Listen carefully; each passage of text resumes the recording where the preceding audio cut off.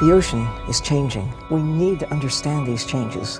The key to understanding the ocean is mastering the technology that can take us where we ourselves cannot go. We've explored less than 5% of the world's oceans. You're about to embark on an amazing adventure, a fascinating story about the real struggles, the real hurdles, and the real triumphs in the world of exploration and the world of science. Atlantic Crossing, the story of a daring little robot, will take you into the sea to share the adventure where no human has been before.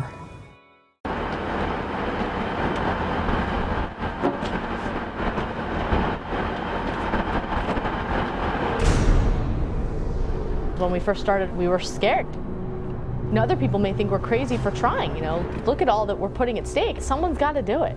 Christopher Columbus, people thought was crazy. Where are you going? There's nothing out there. But he went and he did it, and look what he learned from it. And, you know, we're going to try and do the same thing. We're doing something that's never been done before. We've been told it's impossible. We've been told by many people it is likely to fail. But we're going to try anyway.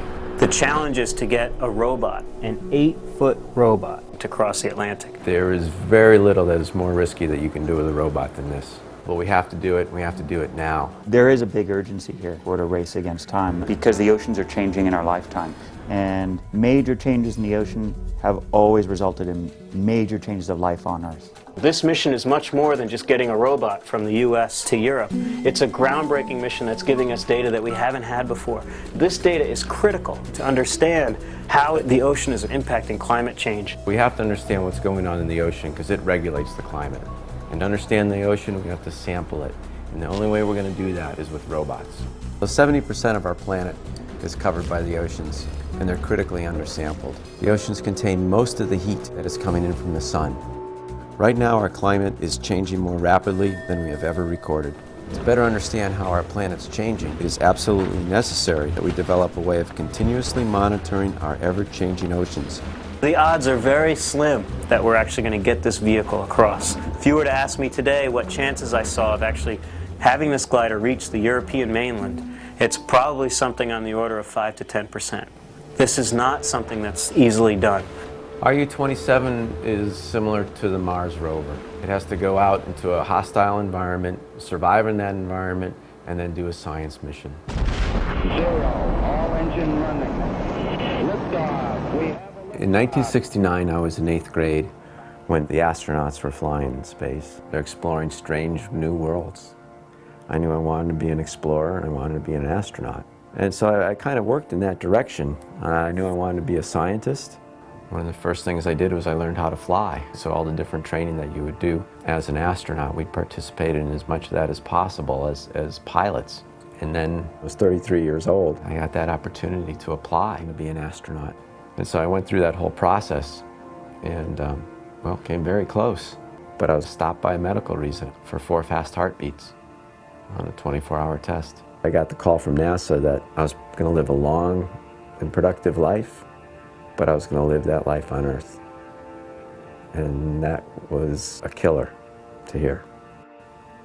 I had to come up with other ways that I could be an explorer. If I was going to be an explorer, it was going to be as an oceanographer. Maybe I could send robots beneath the sea to do that exploration. We send gliders all over the world, from Antarctica to the Arctic, to the tropics, to Australia, to Europe. Our job is to do big science, which requires us to go to extreme locations, extreme environments, trying to do things no one else has done. We do things with gliders that a lot of groups won't do. Either they're too dangerous or they're too stupid.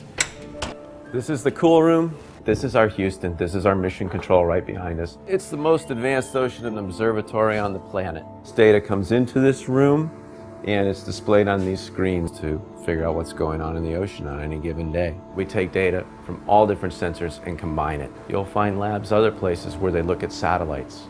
The satellites give us that surface view of what the temperature structure looks like. We grab the satellite data from our own satellite dishes. There are other labs that just do the radars. The radars give us what the currents are doing at the surface. We pull that in too. The surface is pretty nicely sampled, but what's going on below the surface, that's still a mystery. And that's where we have to actually put something in the water, and that's where the gliders come in. The unique thing we do here is that we build ocean robots and we fly them below the surface. We see what's going on below the surface of the ocean. What are we finding when we go below the waves? And then by getting that data from the ocean depths, that enables us to put together this three-dimensional picture of the ocean that nobody else has.